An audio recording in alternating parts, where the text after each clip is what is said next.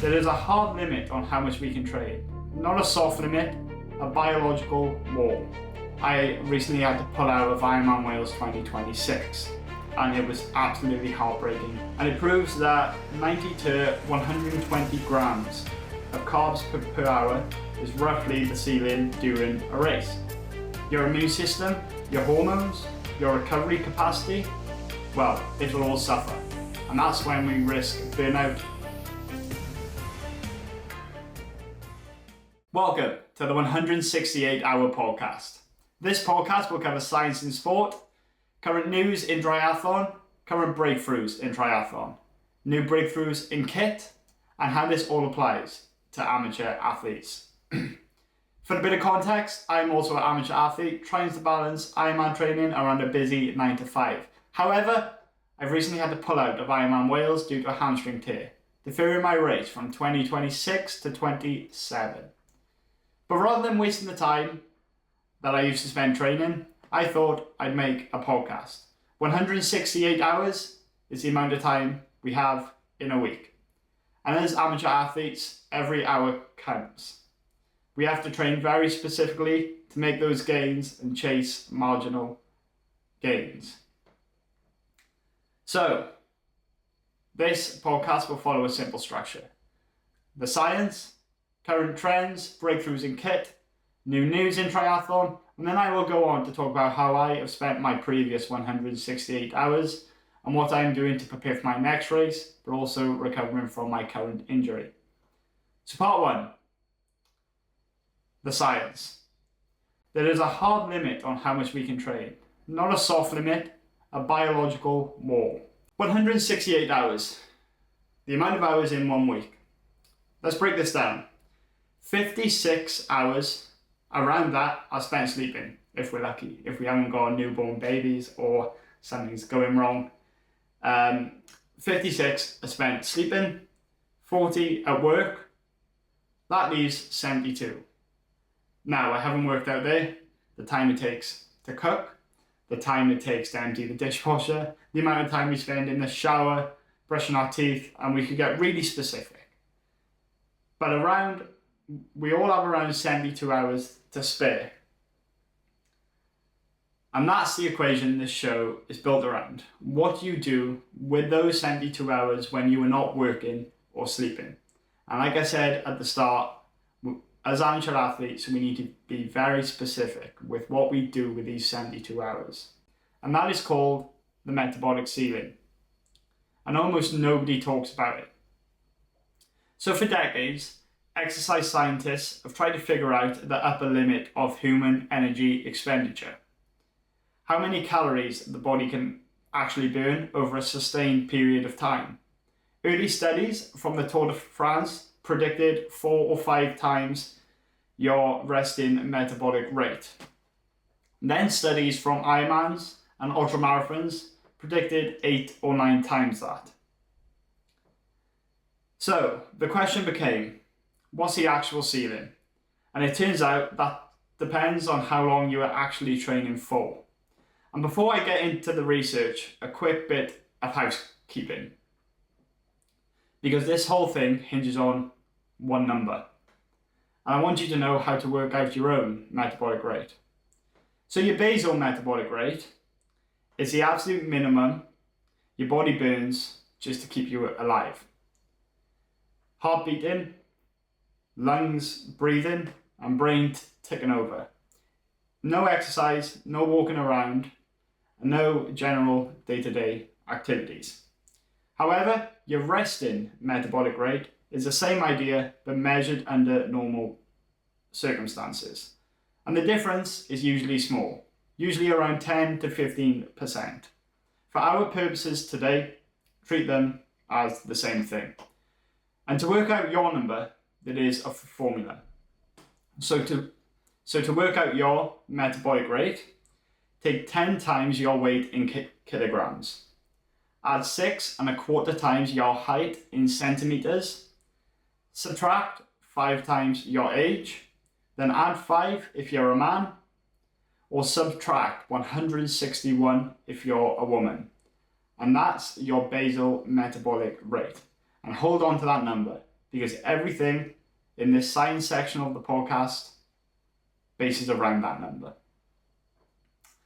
So, in 2019, researchers tracked athletes in a race across the USA. It was a 140-day run from California to Washington, D.C. And they covered about a marathon every day for nearly 5 months, which is crazy. After the first week, athletes' metabolic rate dropped, stabilized, and stayed flat for the rest of the journey at about 2.5 times their basal metabolic rate.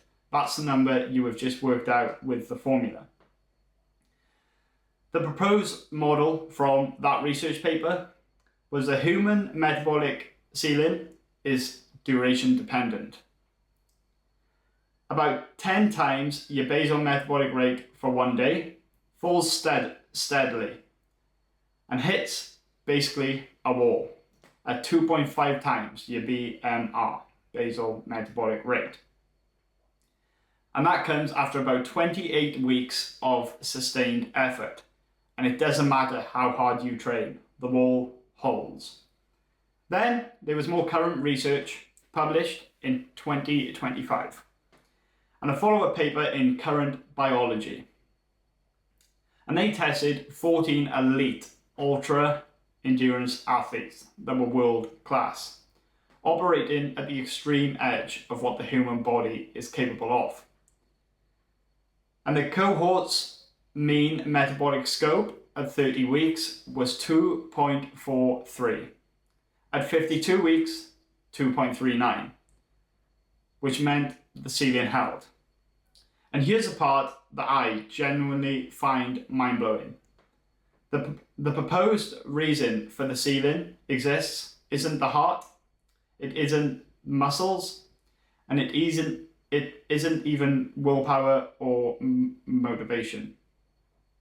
But it's your gut, your digestive system. And it ultimately comes down to how much nutrients you can burn over a sustained period of time. And over the short term, most of us can burn, or do burn, glycogen, fat, and even some muscle. But over the long term, expenditure has to equal the absorption of nutrients. And the small intestine can only absorb so fast, which means there is a limit on endurance, the actual biological wall. It isn't your engine, it's how fast your gut can process the fuel you are putting into it.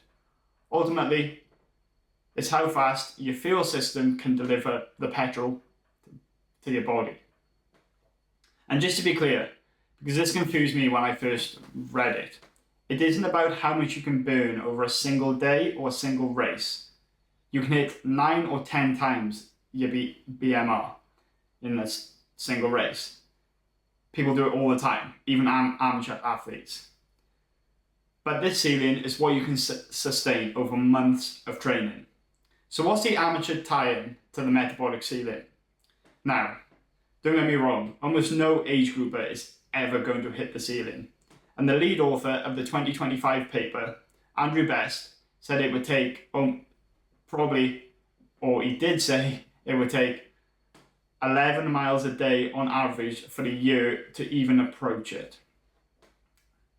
And in his words, most of us would get injured before we even got near that. So why does this research actually matter in amateur sport? Because of what it tells us about how our bodies actually work. 3 things. Fueling has a biological ceiling. You can't out-eat the gut. And it proves that 90 to 120 grams of carbs per hour is roughly the ceiling during a race. Now, I know some people can reach more, and to be perfectly honest with you, it's crazy. 2, volume of training has its limits. If you've been adding training and you're feeling a bit broken, it's not always about being under-recovered. you might be bumping into that sustainable cap. The body responds by quietly downshifting. Your immune system, your hormones, your recovery capacity, well, it will all suffer. And that's when we risk burnout or even other extreme medical issues. So the question becomes for us amateur athletes, it's not how do I add more training, but it's how do I extract the maximum amount of energy I already have, and how do I best structure my training to get the most out of it without burning out. The papers will all be linked in the description, so if you want to go have a read yourself and fact check, then please be my guest. So moving on, the briefing, the news within triathlon. What's new? Well, Ironman's new 20-meter pro draft zone. Now, this was effective in March 2026, but I only found out about this towards the beginning of this season, so around a month ago. And this means that Ironman moved the pro bike draft zone from 12 meters to 20 meters. However, being amateur athletes, this age group draft zone stays at 12 meters. But pros now have 45 seconds to complete a pass, and it aligns with other triathlon companies such as the T100 and Challenge, and 3 biggest race series are now aligned with their rules. So what does this mean for us amateurs? Well, not a lot really, but if you race a multi-lap course and a pro laps you can't legally slot in between 2 pros to get that really big draft. You need to stay 12 meters back or pass the whole group, so the 2 pros, within 45 seconds. For most of us, that's not going to be possible without doing an all-out sprint. But it's worth knowing for multi-lap courses such as Wales. Story 2 is the PTO World Rankings now count top 4 results. What does this mean? Well, it used to be your best 3 race results from the last year counted towards the pros overall ranking. Now it's your best 4. Doesn't sound like much, but it's actually shifted the whole pro scene. And there's 2 things to take into account. First, the pros are now racing more than ever. The average top 10 PTO athlete is now racing 7.6 races a year, and that's up from 5.8 in 2022. Nearly 2 extra races a year, which ultimately means we can watch the best pros race more often. And they're not just training for one big day out. Secondly, it rewards consistency over peak performance. You can't rank world number 1 anymore on the back of 2 brilliant races, but you need 4 good ones, which is obviously a lot harder and requires very structured and specific training. So why does this matter to me? 1, like I said before, the pros are now racing more often, which means more YouTube time for us. When we're doing the boring mobility at night, we can chuck on a race and our favourite pros are more likely to be there. And now, section 3, I think this is, but the new kit, because we all have to find out about new kit within triathlon and how we can gain those valuable seconds. Well, it comes down to money in triathlon, and this story, or this first trend, is ultimately super shoes are not just being made for race day anymore. Carbon plated shoes, the Vaporflies, Alpha Flies, and others used to be for race days only, but world number 1, Christian Blumenfeld, current Ironman world champion, recently confirmed he wears them for most high intensity runs. The reason is simple: faster recovery between harder days. It's a meaningful shift in pro practice, and pros wearing them in training is a big jump for amateurs, and ultimately it's probably going to cost people a lot more money. But because the pros are wearing them in training, one thing to be careful about is amateur athletes shouldn't, or we should be wary about wearing them in training and race day. It just means that professional athletes can absorb the change and absorb the impact, whereas amateur athletes can't. However, the anti-tech counter argument is, and these super shoes have recently been called out, along with ultra aggressive bike fits, teardrop helmets, and continuous glucose monitors, and it all comes down to money. And within our sport, unfortunately, if you have a good job or you have a lot of income, then you're probably going to be a pretty good triathlete, especially with that long course such as Ironman, because the amount of watts you can save by a good bike fit, a top of the range bike and top of the range kit is quite substantial. However, they also mention that amateur athletes should not track data as much as we're probably all guilty of, and rather just go out and be consistent. There are also new specific Aero Tri bike shoes, or Aero Tri specific bike shoes. I'm not going to attempt to pronounce the names, but the price is looking about £300 plus just for a pair of shoes. Now these are probably worth getting if you're racing for a Kona slot. However, if you're trying to break sub 12, the marginal gains are probably not going to be worth it. You're probably better off fueling the engine first. So what is the amateur impact from all this? Well, the metabolic ceiling reframes everything, including race day fueling. 90 to 120 grams of carbs is now a realistic goal because of gut absorption if we're at the higher intensity of our heart rate during an Ironman. Don't keep adding volume, hoping it'll work, because at some point your body is just going to downshift because you might be getting close to that ceiling. The bigger question should be, how can I be more efficient with what I've got? And you can't out-train your gut. If you've got the privilege of racing with some pros and racing in quite a big race, pay attention to that new rule about the draft zone, because you're probably going to have some pros passing you. The trends: don't buy shoes, don't buy the helmet, buy the basics if you're going to try and break sub 12. Marginal gains is for athletes extracting 95% of their potential already. Most of us are at 60, just because of our day-to-day lives. Our sleep is probably off because of family life.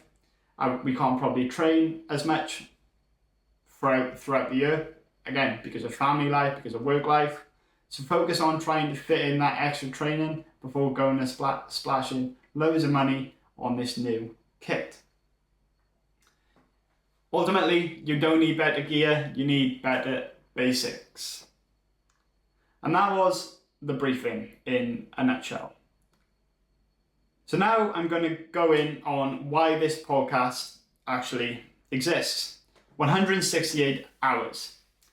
Most triathlon content falls under two headings: pro athlete, sponsored podcasts, or the amateur grind cliche. No excuses and toxic positivity.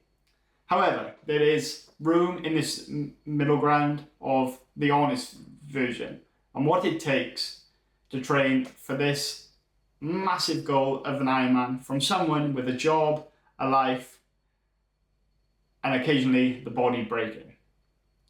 And that's a gap, and that's 168 hours. It's not for the pros, and it's not for those who want to go out and train every day, but it's for the realistic goals, or not go out and train every day, but who have got the time to go out and smash long days every day. And that's the show. There are about 200,000 age group triathletes in the UK, and none of us are pros. All of us have jobs, most of us get injured, and almost nobody is documenting what that actually looks like. So welcome to 168 hours. 168 hours, the amount of hours in 1 week. Let's break this down. 56 hours, around that, are spent sleeping, if we're lucky, if we haven't got newborn babies or something's going wrong. 56 are spent sleeping, 40 at work. That leaves 72. Now, I haven't worked out there the time it takes to cook, the time it takes to empty the dishwasher, the amount of time we spend in the shower, brushing our teeth, and we could get really specific. But we all have around 72 hours to spare. And that's the equation this show is built around. What do you do with those 72 hours when you are not working or sleeping? And like I said at the start, as amateur athletes, we need to be very specific with what we do with these 72 hours. And unfortunately, most people don't understand the sacrifice it takes. 6 hours down the pub watching the football, I can't really afford to do it. Just because of the cost and the time it takes. Maybe that's an episode for another time, is the effects of alcohol on recovery, because I know there's quite a lot of interesting research coming out about that. The format of this podcast is likely that this podcast will come out either every Sunday or Wednesday. We will have a mixture of solo appearances with myself, and guest appearances have also been lined up. The whole season was planned to be a 12-week season leading to IRONMAN Wales, but that was before I had to pull out. However, I'm going to now explain what I've done with my 168 hours in the previous week.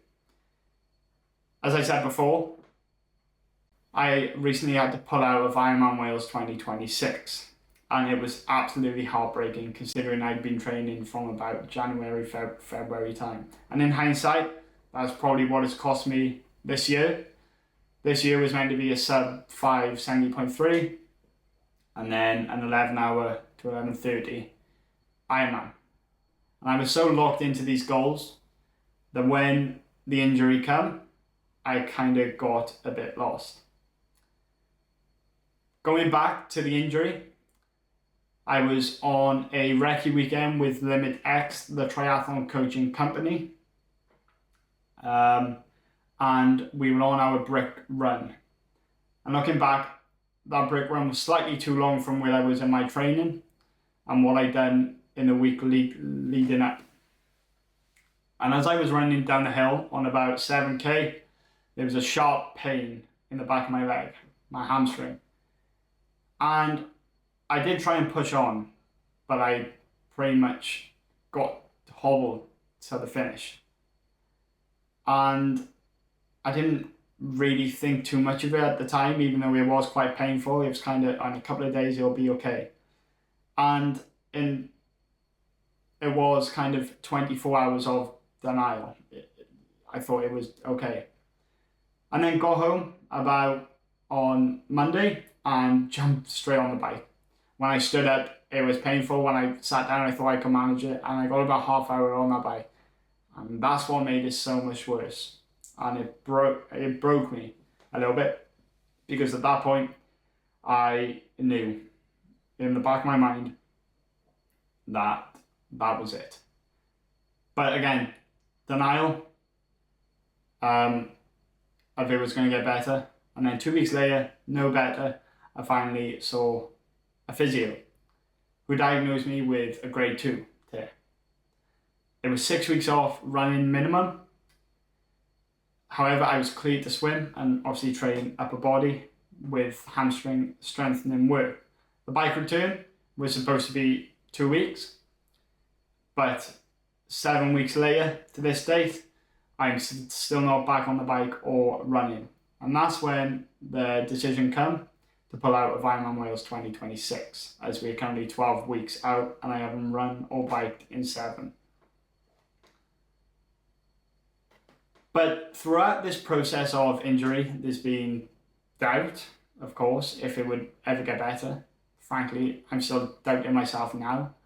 But also as amateur triathletes, I feel like triathlon becomes our identity. And when something goes wrong, it's easy to question ourselves. When I got injured and I couldn't train, I didn't know where to turn to really. And I suffered quite substantially, because all this training, 3 to 4 hours of training per day at the time I was doing, and then all that is suddenly gone. The endorphin release that we all crave is gone. And when that training is gone within a triathlete, we question our identity. So one key takeaway I would take from that and going forward is make sure you also prioritize other things in your life, because sooner or later we're going to get injured. And triathlon can't be all we obsess with, especially as amateur triathletes. But like I said, the 5 a.m. alarm when I used to get up ultimately meant nothing. My 5 a.m. alarm would go off and I couldn't even train. So then getting up at 7, I wasn't as productive in the day, or didn't feel as productive. So again, I was kind of left questioning myself. The evenings, I didn't really know what to do with. But eventually I was able to train in the gym. My partner, I don't know what I would have done without, but this all stems from the triathlon or nothing mindset. So what does this mean going forward? Well, Wales is totally off the cards. I can't swim, and I'm currently looking at a 5.5k swim to kind of have a goal, because I'm the type of person who needs a goal. So yeah, and then we have next year, the plan has already been laid out. We're planning to make big progress with hopefully Ironman Hamburg, Ironman Wales again, obviously, and then a 70.3 somewhere along the cards. So what does my last 168 hours look like? Probably very different from those who are currently training. I have trained about 10 hours, largely going in the upper body gym.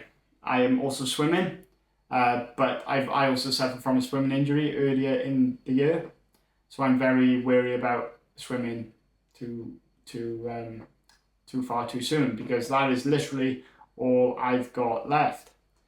So I am training at the minute, just bike and running, the sports that I really do enjoy, and not currently there. So in terms of my 168 hours, I work 9 to 5, sleep I think was 56, and then I train after work and work on this podcast, along with spending some quality time with my partner. However, I cannot wait to get back to training. I'm craving that release of endorphin release, and there's just something about that runner's high and the biking high, if you want to call it that, that I miss big time. Getting up at 5 a.m. and going to train. And I know it's not for everyone, but hopefully if you're listening and you are an amateur triathlete, you're smiling and nodding along to this. So that's my 168 hours. And in future, we will dive a lot deeper when I'm training, the science behind my training. But at the minute, there's really no science behind it. I'm going to the gym, working hard, and recovering.